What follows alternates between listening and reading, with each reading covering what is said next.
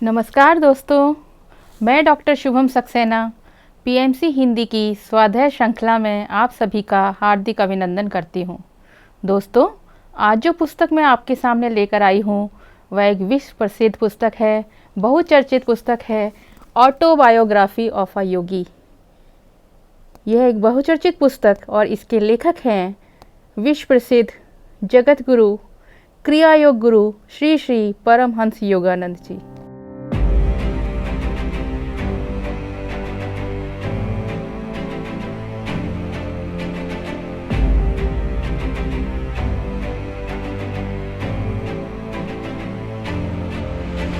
योगानंद जी स्वयं एक योगी थे और उन्होंने अपने जीवन वृत्तांतों को इस पुस्तक के माध्यम से जन जन तक पहुंचाया है। यह पुस्तक क्रिया योग के ऊपर आधारित है और भारत के आध्यात्मिक, सांस्कृतिक, ऐतिहासिक धरोहर को विश्व पटल तक पहुंचाने में बहुत ही अप्रतिम योगदान देती है।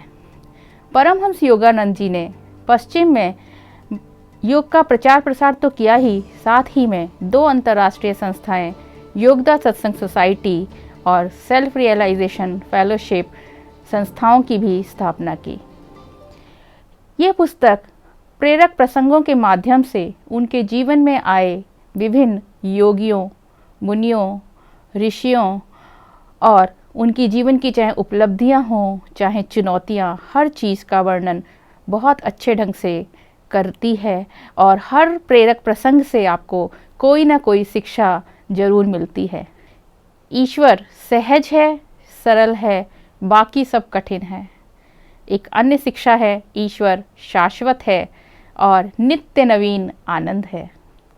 एक और शिक्षा है कि ईश्वर से की गई प्रार्थनाएं या ईश्वर में अटल विश्वास आपकी सभी प्रार्थनाओं की पूर्ति करता है। ईश्वर से की गई प्रार्थनाएं कभी खाली नहीं जाती। परमहंस योगानंद जी का जन्म 5 जनवरी 1893 को भारत के गोरखपुर राज्य में एक बंगाली मध्यम वर्गीय परिवार में हुआ था। उनके बचपन का नाम मुकुंद था और वो 8 भाई बहन थे, जिसमें उनका नंबर 4था था। उनके पिताजी रेलवे में कार्यरत थे और माता एक गृहिणी थी। आध्यात्मिक माहौल उन्हें बचपन से ही मिला हुआ था, क्योंकि उनके माता पिता ने उस समय के प्रसिद्ध गुरु, क्रिया योग गुरु श्री लाहिड़ी महाशय से योग की दीक्षा ली थी। वे बताते हैं कि उनकी माँ उन्हें योग का अभ्यास कराया करती थी और उनके घर के मंदिर में लाहिड़ी महाशय का चित्र लगा रहता था, जिसे उन्होंने इस पुस्तक में भी प्रकाशित करवाया है। तो कहने का मतलब ये है कि बचपन से ही उन्हें आध्यात्मिक माहौल मिला और योग का अभ्यास वो करते ही रहते थे। ईश्वर से उनकी जो प्राप्ति की इच्छा थी, ईश्वर प्राप्ति की जो इच्छा थी, वो बचपन से ही थी। वो कहते हैं कि मेरी स्मृतियों में बचपन से ही मैं देखा करता था हिमालय में मैं एक योगी हूँ। और इसी क्रम में वो आगे बताते हैं ईश्वरीय साक्षात्कार का पहला प्रसंग, जिसमें वो बोलते हैं कि मैं अपने घर के बरामदे में बिछौने पर बैठा हुआ था और मैंने आंख बंद की तो आगे अंधेरा ही अंधेरा था। मैंने प्रश्न किया, इस अंधेरे के परे क्या है, इस अंधेरे के आगे क्या है? और उत्तर में चलचित्र जैसा मेरी आंखों के आगे घूमने लगा और उत्तर आया जिसमें उन्होंने देखा कि गुफाएं हैं, उस गुफाओं में कुछ संत बैठे हैं, कुछ महात्मा लोग बैठे हुए हैं। उन्होंने फिर प्रश्न किया कि ये सब क्या है? उत्तर आया, हम हिमालय के योगी हैं। और वो चलचित्र धूमिल हो गया और धीरे धीरे प्रकाश फैलने लगा। उस प्रकाश को देख करके उन्होंने फिर प्रश्न किया, ये क्या है? उत्तर आया, मैं प्रकाश हूँ, मैं ईश्वर हूँ, मैं प्रकाश हूँ, मैं ईश्वर हूँ। और वो कहते हैं कि उस प्रकाश को देखते ही मेरे अंदर एक आनंद अनुभूति हुई, जो मैंने पहली बार अनुभूति की थी। ईश्वर शाश्वत है और नित्य नवीन आनंद है। ईश्वर था, है, रहेगा।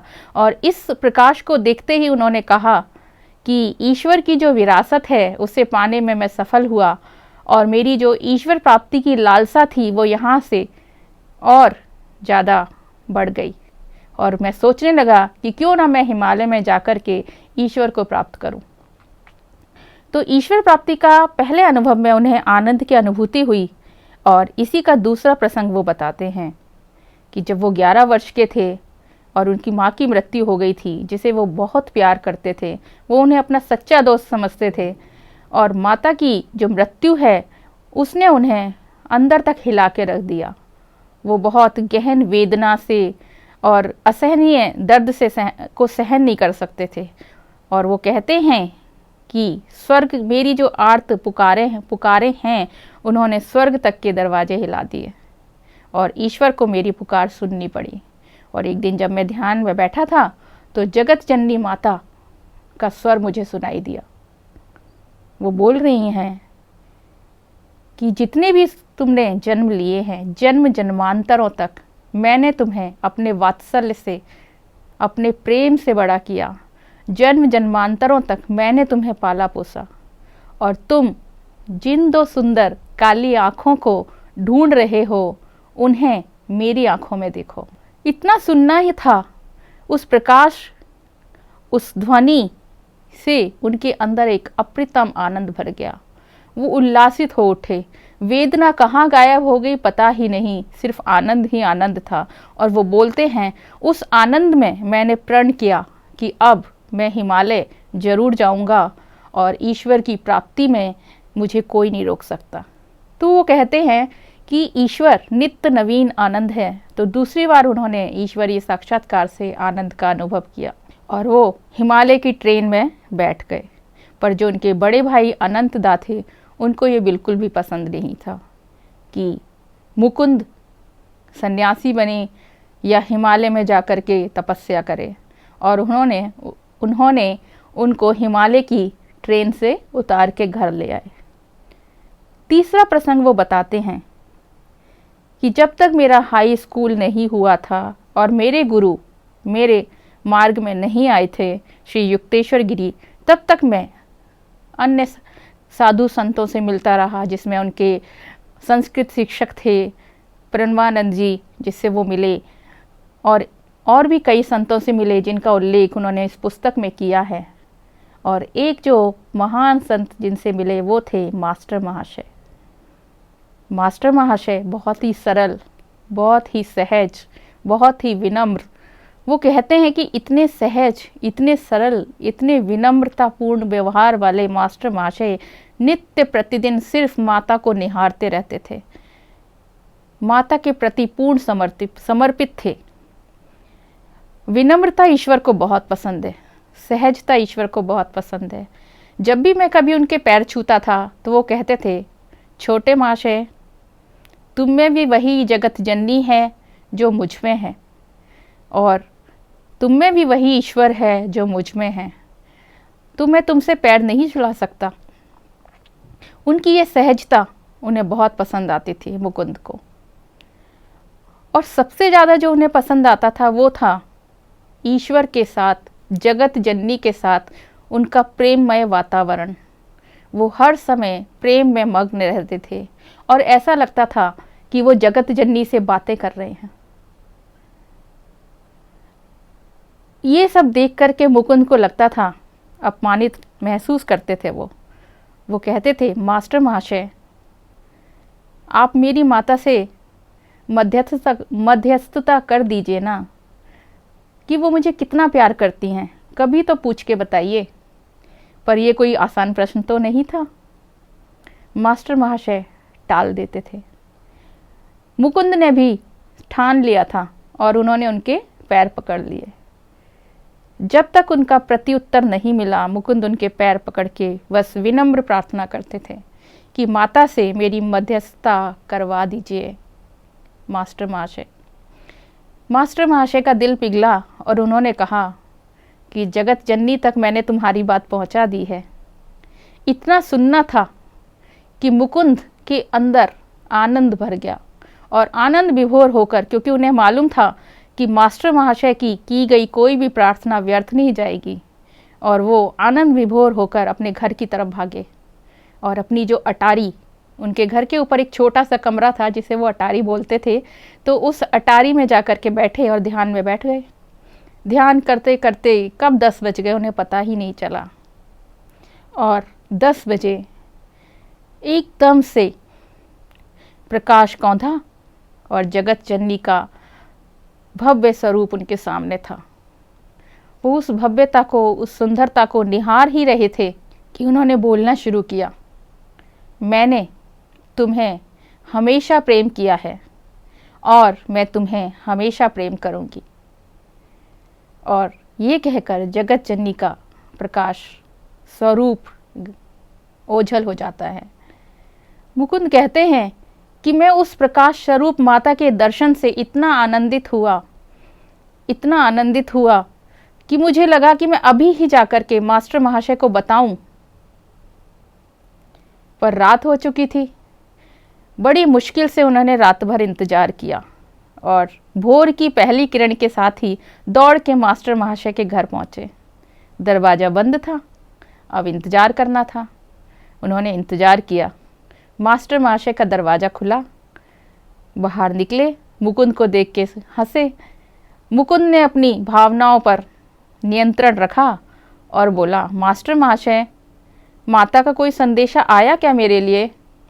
मास्टर महाशय ने विस्मयकारी दृष्टि से उनकी तरफ देखा और बोला, छोटे महाशय, कल रात को ही माता ने तुम्हें बताया था ना कि वो तुम्हें कितना प्रेम करती हैं।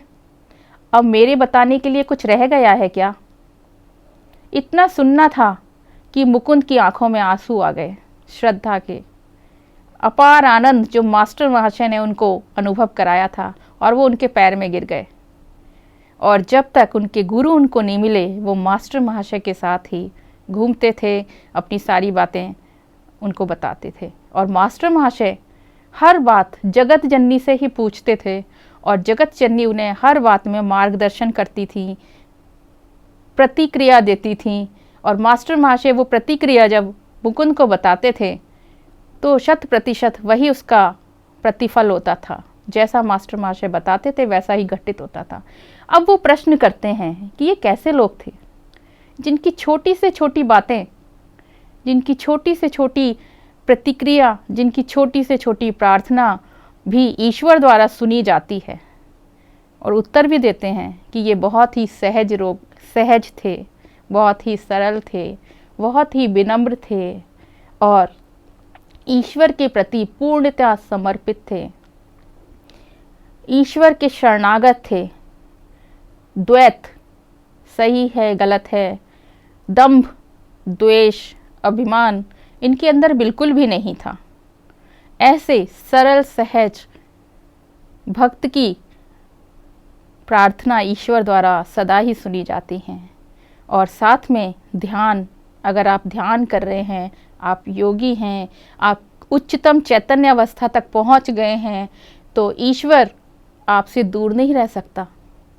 आपके अंदर अगर ये सारी खूबियां हैं और आप ध्यान कर रहे हैं, आप प्रार्थना कर रहे हैं, आप ईश्वर को पुकार रहे हैं, तो ईश्वर आपसे दूर नहीं रह सकता।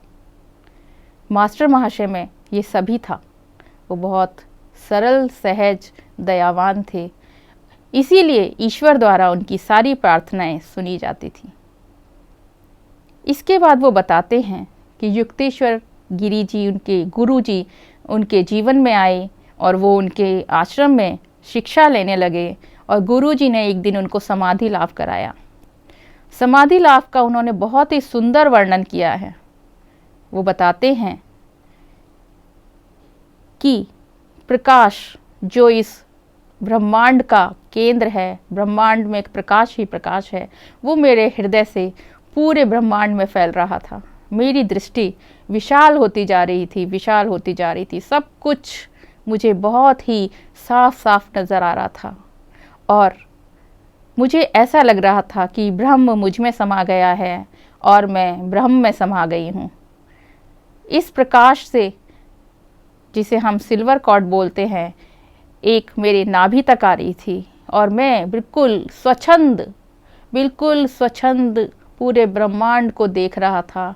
और जो आनंद है उसके भी आगे परम आनंद मेरे अंदर समाये जा रहा था, कण कण में समाया जा रहा था।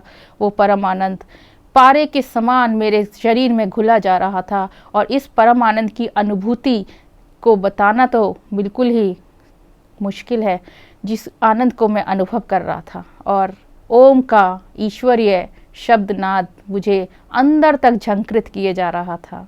ये जो नया आनंद था वो पुराने से बिल्कुल अलग था। और अचानक से ये नाद रुक जाता है और मैं वापस अपने शरीर में आ जाता हूँ और मेरा सारा आनंद खत्म हो जाता है। मुझे इससे बड़ा दुख कोई और नहीं था कि मैं फिर से वापस इस छोटे से शरीर में आ गया हूँ, इंद्रियों से वशीभूत होकर बंद हो गया हूँ। तो यहाँ वो बताते हैं कि ईश्वर किस तरीके से आनंद प्रदान करता है, हर बार नए तरीके से आनंद दे रहा है, जिस आनंद को वो खोना नहीं चाहते। फिर अगले ही पल उनके गुरु उनको शिक्षा देते हैं कि अब इस परम आनंद में ही नहीं खोए रहना, जो तुम्हारा लक्ष्य है उस पर ध्यान दो। दैनिक जीवन के कार्य भी हमें करने हैं, चलो हम उसे करते हैं। तो ईश्वर परम आनंद है, उन्होंने बार बार बताने की कोशिश की है। कुछ दिनों बाद वो अपने गुरु के पास जाते हैं और पूछते हैं, गुरु जी मुझे ईश्वर कब प्राप्त होगा? गुरु जी कहते हैं, तुम्हें ईश्वर प्राप्त हो चुका? तो नहीं, मुझे तो ऐसा नहीं लगता। गुरु जी समझाते हैं, तुम जब ध्यान में बैठते हो तुम्हें जो आनंद प्राप्त होता है वही ईश्वर है। ईश्वर अपनी नई युक्तियों से, नए तरीके से हर बार तुम्हें रिझाता है, हर बार तुम्हें नया आनंद देता है और हर बार तुम चाहते हो कि ध्यान में फिर कोई और नया आनंद मिले, यही ईश्वर है। अच्छा गुरुजी, ऐसी बात है, फिर तो मुझे आनंद की प्राप्ति होती है। आगे गुरुजी बोलते हैं, तुम क्या समझते हो, ईश्वर कोई बहुत बड़ी विशाल कुर्सी पर बैठा कोई विशाल इंसान है, या फिर ईश्वर बहुत सारी युक्तियों लेके, तंत्र मंत्र लेकर के, बहुत सारी सिद्धियां लेकर के उन सिद्धियों को दूसरों को दिखाता है, क्या वो ईश्वर है? नहीं, ईश्वर वही है जो तुम्हें हर बार परम आनंद की अनुभूति कराता है, हर बार एक नए रस के साथ तुम्हें छोड़ देता है, हर बार तुम्हें ये जिज्ञासा जगाता है कि तुम्हें नई युक्ति से वो रिझाएगा और तुम आनंद में बैठोगे और तुम ध्यान करोगे। योगानंद जी कहते हैं, जी गुरुजी, मुझे समझ आ गया कि मैंने ईश्वर को पा लिया है। जब भी मैं अधिक व्यस्त होता हूँ, उस व्यस्तता में मुझे अंदर से ख्याल आता है कि मुझे ध्यान करना है, और उस ध्यान में मुझे जो मार्गदर्शन मिलता है, मुझे जो संतुष्टि मिलती है, उससे मुझे ईश्वर का एहसास होता है और हर बार ईश्वर मुझे नित नवीन आनंद से उल्लासित करता है। तो दोस्तों, ईश्वर नित नवीन आनंद है, शाश्वत है, था, है, रहेगा। और ईश्वर सहज है, सरल है, बाकी सब कठिन है। एक जगह पर वो ये भी समझाना चाहते हैं कि ईश्वर ने अपने प्रकाश स्वरूप से, अपने छोटे से अंश से मनुष्य की रचना की और मनुष्य को इंद्रियों के वशीभूत होकर पृथ्वी लोक में भेजा। पर ईश्वर की हमेशा यही इच्छा रहती है कि चाहे वो मानव देह में हो, चाहे वो इंद्रियों के वश में हो, पर वो ये कोशिश करता रहे ध्यान के माध्यम से, चैतन्य को विकसित करने के माध्यम से, सहजता के माध्यम से, सरलता के माध्यम से, कि ईश्वर उसके साथ है। और जब वो ये कोशिश करता है प्रार्थनाओं के रूप में, संकल्प शक्ति के रूप में, ईश्वर उसकी किसी भी प्रार्थना को बेकार नहीं करता। ईश्वर को उससे मिलने आना ही पड़ता है, चाहे वो भक्ति के रूप में स्वरूप में बुलाए, चाहे वो निर्गुण प्रकाश के रूप में ईश्वर का अनुभव करे, आनंद का अनुभव करे, ईश्वर को आना ही पड़ता है। तो दोस्तों, कितनी अच्छी शिक्षाएं हमें इस पुस्तक के माध्यम से मिलती हैं। एक जगह वो बताते हैं कि ईश्वर से की गई प्रार्थनाएं कभी व्यर्थ नहीं जाती, कभी बेकार नहीं जाती, और संकल्प में वो शक्ति है कि ईश्वर को उस संकल्प को भी मानना पड़ता है। आइए इन प्रसंगों को भी देखते हैं। पहला प्रसंग मैं बताऊंगी सकारात्मक संकल्प का। जब वो अपने एक मकान में रह रहे थे, वहाँ पर बालकनी ऐसी थी कि जिस पर ना तो पतंग आ सकती थी ना पतंग जा सकती थी। और उन्होंने कहा अपनी बहन उमा से कि जो जगत जननी है ना, वो मेरी सारी प्रार्थनाएं सुनती हैं और उनसे की गई प्रार्थनाएं कभी व्यर्थ नहीं जाती हैं। उमा ने मजाक उड़ाया। उन्होंने बोला ऐसी बात है तो सामने जो 2 बच्चे पतंग उड़ा रहे हैं ना, उसकी पतंग लाकर दिखाओ। मैंने अपनी प्रार्थनाएं तेज कर दी। प्रार्थनाएं तेज की, पतंग टूटी, हमारी तरफ आई और हमारी बालकनी में जो नागफनी का पौधा था उसमें अटक गई और मैंने वो पतंग दे दी उमा को। उमा ने कहा ये तो मजाक है, दूसरी पतंग भी लाकर दिखाओ तो जाने। मैंने अपनी प्रार्थनाएं तेज कर दी। जैसे ही प्रार्थना तेज की, पतंग कटी, हमारी तरफ आई और फिर से नागफनी के पौधे में फंस गई। जैसे ही नागफनी के पौधे में फंसी, मैंने उठा करके उमा को दे दी। उसने कहा सच में जगत जननी तुमसे प्यार करती हैं। वो बताते हैं कि जो बालकनी थी वो बीच में थी और गली बहुत सकरी थी, पतंग आने की कोई गुंजाइश नहीं थी, पर मेरी प्रार्थनाओं में इतनी शक्ति थी कि जगत जननी ने, ईश्वर ने उसे सुना और पूर्ण किया। ऐसी ही एक प्रार्थना वो और बताते हैं कि हमें कभी भी ईश्वरीय मार्ग में या प्राकृतिक जो मार्ग किसी आत्मा ने चुना है उसमें कभी भी बाधा नहीं डालनी चाहिए। तो वो बताते हैं कि रांची विद्यालय में उन्होंने एक विद्यालय की स्थापना की जो प्रकृति के रमणीय वातावरण में था, बहुत ही सुंदर था और वहाँ हमने कुछ जानवर भी पाले हुए थे। उसमें एक छोटा मृग था, शावक। वो मुझे बहुत पसंद था। पूरे जो आश्रम की वो जान था। मैं उसे सुबह दूध पिलाता था और वो मेरे कमरे में आकर ही सो जाता था। एक दिन मुझे आश्रम से बाहर जाना था। मैं बाहर गया और उसको दूध पिलाता हुआ गया और मैंने हिदायत दी कि इसको कोई दोबारा दूध ना पिलाए।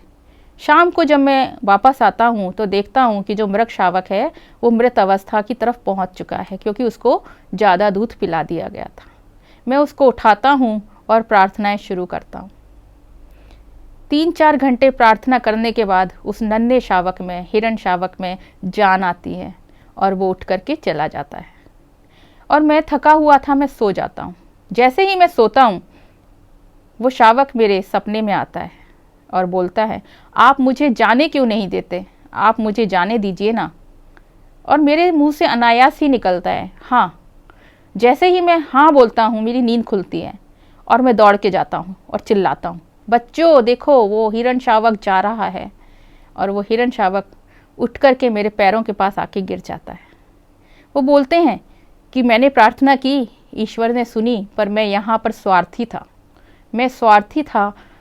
मुझे नहीं मालूम था कि इस हिरण की भी अपनी एक आत्मा की यात्रा है। वो उसने पूरी की, अब वो अगले पड़ाव पर जाना चाह रहा है, जिसे मैंने अपनी प्रार्थनाओं से रोक दिया। तो हमें कोई भी ऐसी प्रार्थना नहीं करनी चाहिए जिससे कि हम प्रकृति की उन्नति में बाधा पैदा कर सकें या किसी प्राकृतिक कार्य में बाधा पैदा कर सकें। एक अन्य प्रसंग में श्री परमहंस योगानंद जी बताते हैं कि ईश्वर में जो विश्वास है वो आपका कोई भी कार्य करा सकता है। और इसका एक बहुत ही अच्छा प्रेरक प्रसंग वो बताते हैं कि जब वो अपने भाई अनंत से मिलने जाते हैं और अनंत जी उनको कहते हैं या तो तुम संन्यास छोड़ दो या फिर तुम्हें मेरी एक शर्त माननी पड़ेगी। तो वो कहते हैं मुझे आपकी हर शर्त मंजूर है, मुझे अपने ईश्वर पर पूरा विश्वास है। तो अनंत जी कहते हैं कि तुम्हें एक भी पैसा नहीं मिलेगा और तुम पूरे दिन वृंदावन में घूमोगे, जो भी आपको खाना है पीना है, आपके पास पैसा नहीं होगा और आप ये किसी को बताओगे भी नहीं कि आप किस अवस्था में हो। वो कहते हैं परमहंस जी कि मुझे पूर्ण विश्वास है ईश्वर मेरे साथ है। और उन्हें वृंदावन की जो है ट्रेन में बैठा दिया जाता है। ट्रेन में बैठते ही सामने वाली बर्थ पर 2 जो सज्जन पुरुष थे वो बैठे हुए थे। वो पूछते हैं बेटा कहाँ जा रहे हो, वृंदावन में किसी को जानते हो? मुकुंद कुछ नहीं बोलते। स्टेशन आता है, मुकुंद उतर जाते हैं और वो सोच ही रहे होते हैं कि अब क्या करें। वो दोनों सज्जन फिर आते हैं और बोलते हैं कि आप हमारे साथ चलो वृंदावन, इस बग्घी में बैठ जाओ। वो बैठ जाते हैं और आश्रम पहुंच जाते हैं। वो सज्जन बोलते हैं गौरी माँ को कि माँ आपने जिन 2 राजकुमारों के लिए बग्घी भेजी थी वो तो नहीं आए, पर ये दो राजकुमार मुझे कृष्ण भक्त लगे, इसलिए मैं इन्हें लेकर आ गया। और गौरी माँ बहुत प्रसन्न होती हैं, उनके चेहरे पर एक अलग सी प्रसन्नता आ जाती है और गौरी माँ उनके भव्य स्वागत करती हैं और उसमें बहुत सारे व्यंजन परोसती हैं, कम से कम 31 व्यंजन। और मुकुंद कहते हैं कि ऐसा भव्य स्वागत मैंने आज तक नहीं देखा था और ऐसे व्यंजन मैंने आज तक नहीं चखे थे। और उनका आधा दिन ऐसे ही निकल जाता है और वो मान जाते हैं कि ईश्वर के प्रति जो उनका विश्वास था वो बिल्कुल सही था। तो आज हम इन्हीं शिक्षाओं के साथ रहते हुए आज के इस भाग को यहीं समाप्त करते हैं। हम फिर मिलेंगे भाग 2 में, ऑटोबायोग्राफी ऑफ योगी। तब तक के लिए आप स्वाध्याय करते रहिए और पीएमसी हिंदी के साथ जुड़े रहिए। मैं आप सभी का आभार व्यक्त करती हूँ कि आपने इसे अंत तक सुना। आपका बहुत बहुत धन्यवाद।